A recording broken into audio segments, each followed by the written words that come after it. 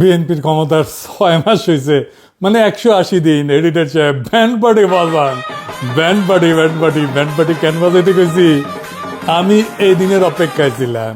ইলেকশনের আগে বিএনপির ইস্তেহার আর প্রতিশ্রুতির বহর নিয়ে মেলা ভিডিও করেছিলাম। সেখানে কিছু ভিডিও ছিল বিএনপির 180 দিনের প্রতিশ্রুতি নিয়ে। সেইগুলো দেখে কইছিলাম আপনারা এই প্রতিশ্রুতি পালন করতে পারবেন না, ফুল স্টপ। প্র্যাকটিক্যাল কারণে, আমি পছন্দ করি নাই সেজন্য না, কারণটা হইতেছে আপনারা বিষয়টা বুঝেনি নাই, এই জন্যে এমন অসম্ভব প্রতিশ্রুতি দিতেছেন।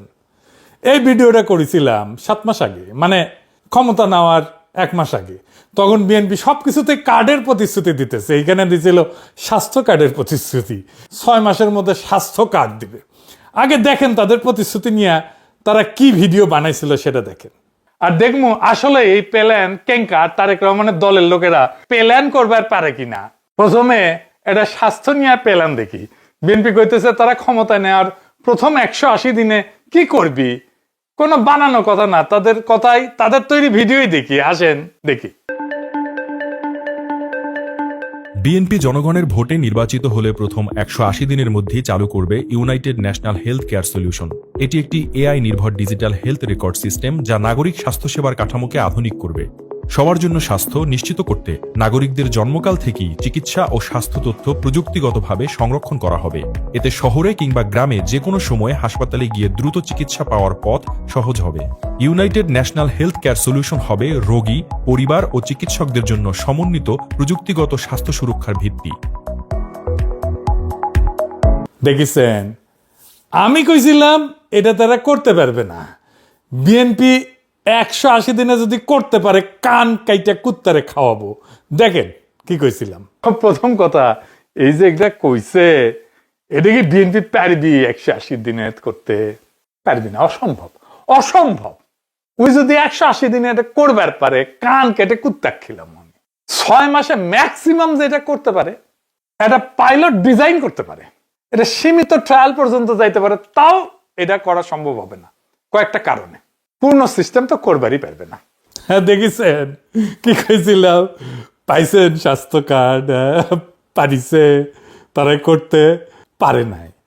এই জন্য কইছি ব্যান্ড পার্টি বাজার আর ভালো বাজার। এই হইতেছে প্ল্যান। যদি না দেখে থাকেন ভিডিওটা দেখে নিয়েন, আর দেখে থাকলে আবার দেখতে পারেন, মজা পেবেন। এবার বুঝেছেন কেন ব্যান্ড পার্টি বাজাবার কইছি, আবার বাজান ব্যান্ড পার্টি। এডিটর সাহেব, আমার কান কেটে কুত্তারে খিলাতে হয় নাই। বিএনপি যদি এটা করবার পারলে হইনি, আমার দুইটা কান কেটে নিত, আর আমার নাম হইতো কান কাটা পিনাকি। আমি এত কনফিডেন্স নিয়ে কেন কইছিলাম জানেন? বুঝেছেন? কারণ এই জিনিসটা জানি আমি কেমনে এগুলো হয়। যারা এই প্ল্যানিং করেছে, যাদের প্ল্যানিং এর উপরে ভর করে বাংলার লুথার কিং করেছিল আই হ্যাভ এ প্ল্যান, তারা আসলে কখনো কোনো কাজে, কোনো প্রকল্প, কোনো প্ল্যানিং এই কিছু করে নাই।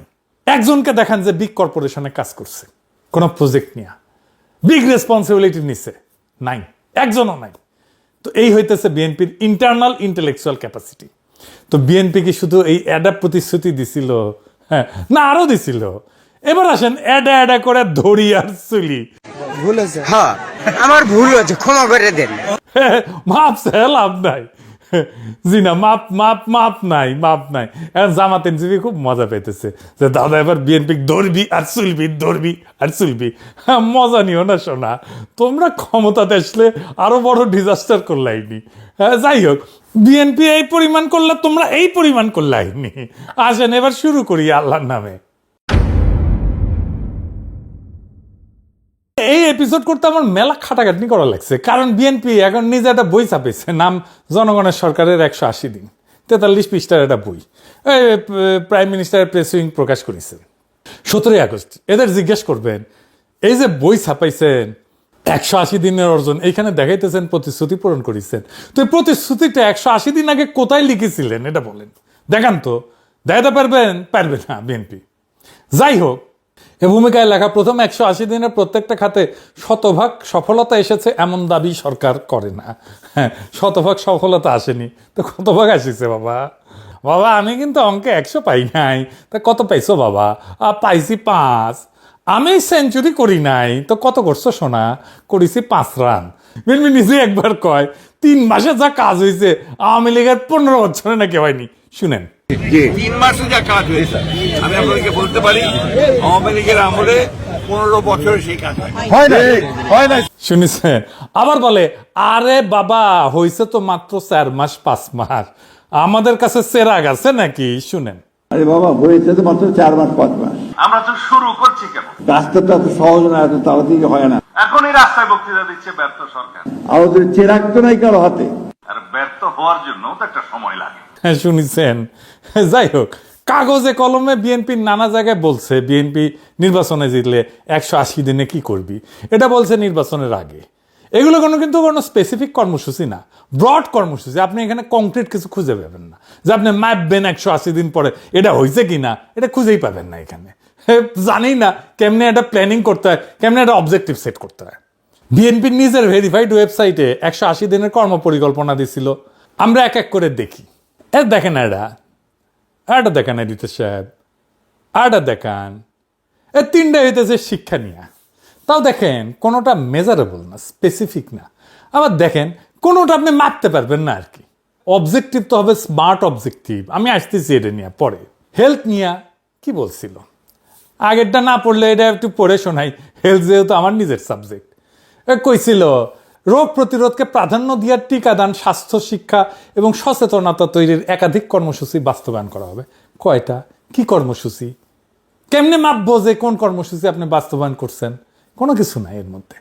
আর তারপরে স্বাস্থ্যকর জীবনযাপন, স্যানিটেশন এবং পুষ্টির উপর জনগণের মধ্যে ব্যাপক সচেতনতা সৃষ্টি করা হবে। কেমনে মাপবেন ব্যাপক সচেতনতা সৃষ্টি হয়েছে?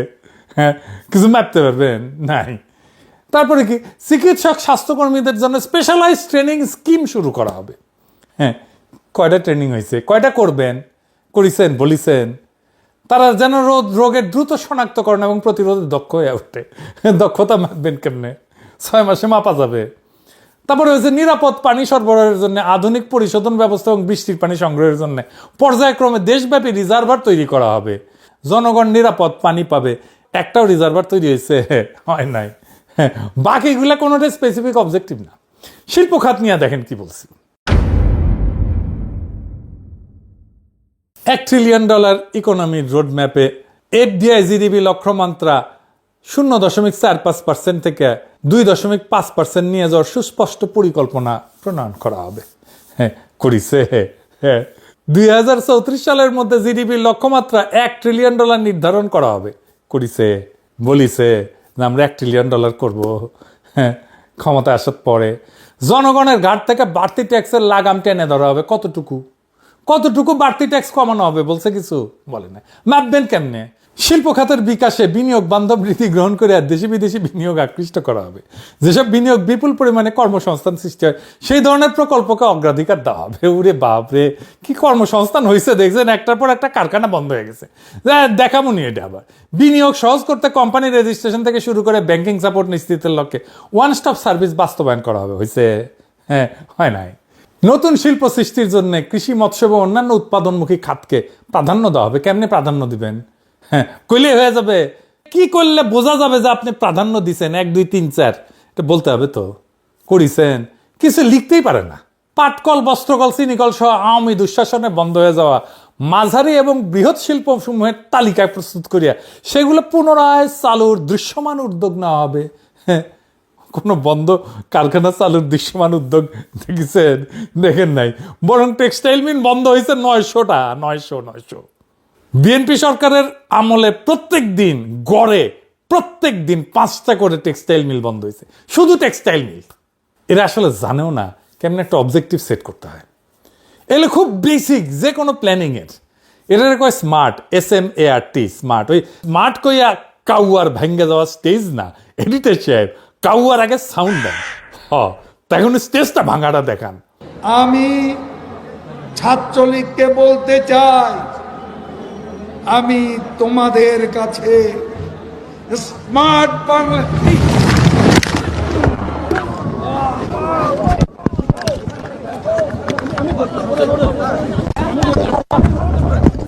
দেখেছেন? স্মার্ট, হ্যাঁ, স্মার্ট পোলা।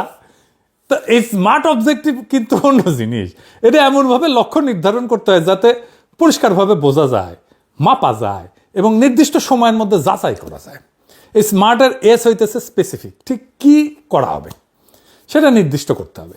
এম হইতেছে মেজারেবল, কতটা করা হবে সেটা সংখ্যায় বা কোনো নির্দিষ্ট সূচকে মাপা যাবে। এতে হইতেছে অ্যাচিভেবল, এটা বাস্তবসম্মত হইতে হবে, অর্জনযোগ্য হইতে হবে। আরটা হইতেছে রেলেভেন্ট, যে বড় লক্ষ্য অর্জনের জন্য যাওয়া হইতেছে তার সঙ্গে সরাসরি সম্পর্কিত হইতে হবে। আর টি হইতেছে টাইম বাউন্ড, মানে কতক্ষণের মধ্যে এটা অর্জন করা যাবে, যেমন 6 মাস, এটা ডেডলাইন। কেন এভাবে অবজেক্টিভ সেট করতে হয়? কারণ শুধু কর্মসংস্থান বাড়বে, স্বাস্থ্য ব্যবস্থা উন্নত করব, কৃষির উন্নত করব, এইটা বললে পরে তো বোঝার কোনো উপায় নাই যে সরকার আসলে প্রতিশ্রুতি পূরণ করছে কি করেনি। এটা যদি স্মার্ট হইতো অবজেক্টিভ, তাহলে বলতো প্রথম 150 দিনের মধ্যে 50 লাখ দরিদ্র পরিবারকে ফ্যামিলি কার্ড দেওয়া হবে। এখানে 50 লাখ হইলো মেজারেবল, ফ্যামিলি কার্ড দেওয়া হইলো স্পেসিফিক, আর 180 দিন হইলো টাইম বাউন্ড। বুঝিস?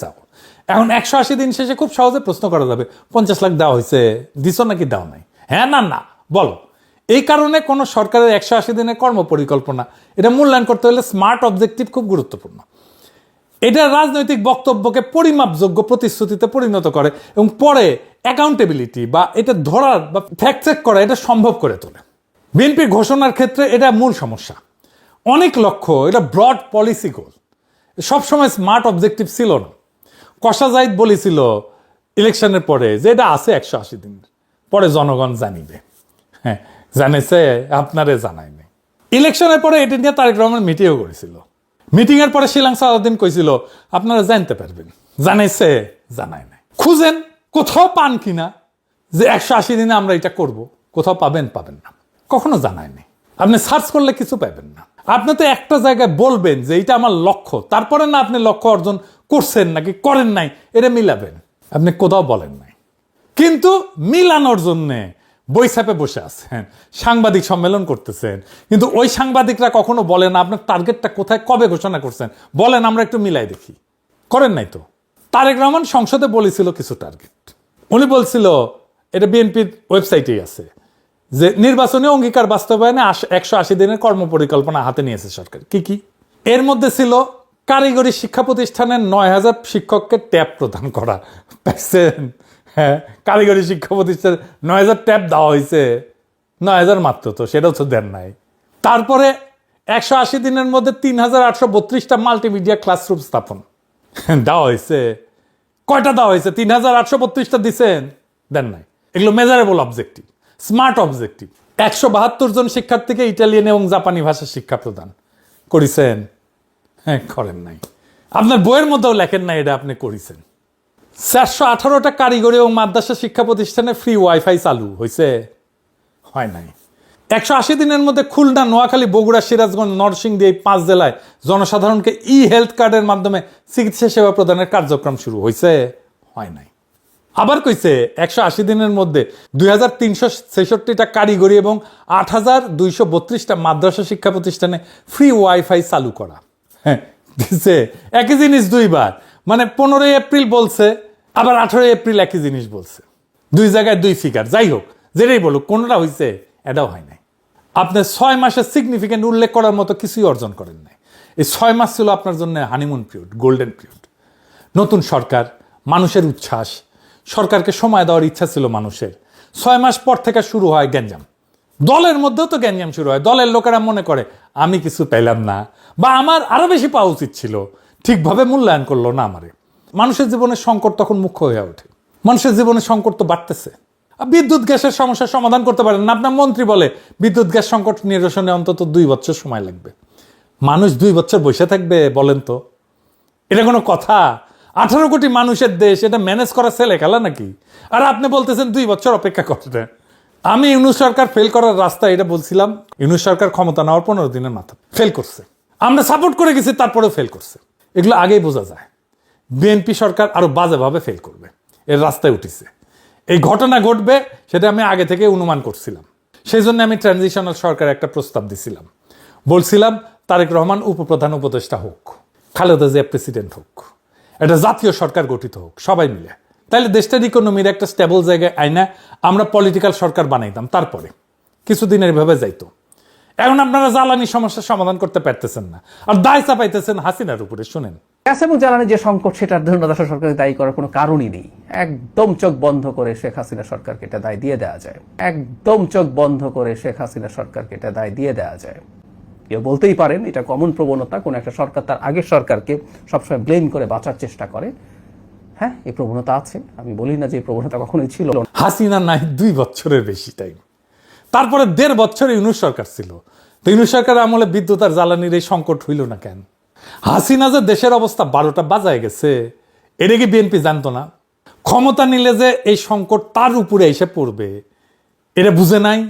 আমরা তো বুঝেছিলাম ঠিকই, আমরা তো সতর্ক করেছিলাম, আমরা তো রাস্তাও দেখাই দিছিলাম। এখন হাগুমো করলে তো হবে না, এটা তো বুঝেই ক্ষমতাটা নিছেন। এখন বিরোধী দলকে বলে প্ল্যান দেন, আপনি আপনার প্ল্যান থাকলে আমরা করব। আজকে এই সকল রাজনৈতিক দলকে পরিষ্কারভাবে আমি বলতে চাই, আপনারা যদি মনে করেন অতই জনগণের প্রতি আপনাদের দায়িত্ব আছে, তাহলে আপনাদের পরিকল্পনা নিয়ে আসুন জনগণের সামনে। আপনাদের পরিকল্পনা যদি আগামী 3 মাসের মধ্যে সমস্যা সমাধান করে দিতে পারে, তাহলে আমি আপনাদের পরিকল্পনায় গ্রহণ করব। প্ল্যান নিয়ে না এসেছেন, পারিচ্ছেন না কেন? আপনার প্ল্যান তো কাজ করতেছে না। এই জন্যই তো বলছিলাম যে ট্রানজিশনাল গভর্নমেন্ট করেন, যেন এই দায়টা নাও না লাগে। ক্ষমতার জন্য তো পাগল হয়ে গেছিলেন, সে ক্ষমতার স্বাদও যেন পান, সেই জন্যই ট্রানজিশনাল সরকারের কথা বলছিলাম। আমি এখনো বলি, এই সংকট বিএনপি একা সামলাইতে পারবে না, লিখে রাখতে পারেন। পারবে না একা সামলাইতে, সম্ভব না, ওই ক্যাপাসিটি নাই। বিএনপি কেন, এটা কেউই পারবে না একা একা, এটা বিএনপির দোষ না। এখন নিশ্চয়ই আক্কেল হইছে, নিজেদের হ্যাডম কত কেমন প্ল্যান করতে পারেন সেটা তো বুঝিছেন, তাই না? আগে কইছিলাম, তখন তো বুঝেন নাই। এখন একটা মাত্র ওয়ে আউট, একটাই, জাতীয় সরকার করেন। যারা জিততে পারে নাই তাদেরকেও নেন, যেমন এবি পার্টি, মামুনুল হক, চরমোনাই, এমনকি বামেদেরকেও নেন। ফ্যাসি বিরোধী লড়াইয়ে যারা ছিল তাদের সবাইরে নেন সরকারে, সবাই। দেখবেন আবার পুরা জাতির জায়গায় উঠছে, জুলাই আগস্টের মতো ফিরে গেছে ওইখানে। এটা জাতীয় ঐক্য তৈরি হয়েছে, নতুন আশার সঞ্চার হয়েছে জাতির মধ্যে। আপনি একটা ব্রিদিং স্পেস পাইছেন, ফ্রেশ আইডিয়া আসবে, এনার্জি আসবে, অনেকে সরকারকে সাহায্য করার জন্য আসবে। দুনিয়াতে এরকম অনেক মানুষ আছে বিনা স্বার্থে দেশের জন্য কাজ করে দিবে। যদিও বাংলাদেশে ধান্দাবাজ ছাড়া কাউকেই দেখেন নাই আপনারা, কিন্তু এখনো অনেক মানুষ আছে যারা বিনা স্বার্থে সবকিছু ত্যাগ কইরা দেশের জন্য কাজ করবে। ওই লোকগুলারে পাইবেন। যাই হোক, আমি এটাও জানি কিছুই করবে না বিএনপি, এই আমার এই পরামর্শ শুনবে না। আর যেই দিন ফেল করবে সেদিন পাছা চাপড়াইবে, আর তখন আমরা আজকের ভিডিওটা দেখামু আর শোনামু। আজ বুঝবা না, বুঝবা কাইল, পাছা চাপড়াইবা আর পারিবা গেল।